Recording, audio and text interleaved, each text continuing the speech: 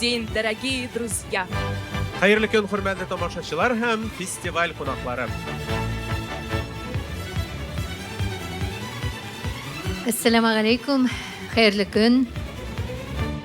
Добрый день, дорогие друзья, уважаемые участники международного фестиваля-конкурса «Мирас», который проходит под патронажем губернатора Самарской области при поддержке Всемирного конгресса татар. Наш конкурс подходит к концу, и сегодня мы будем вручать дипломы нашим конкурсантам. Под дробь барабана мы начнем наше награждение.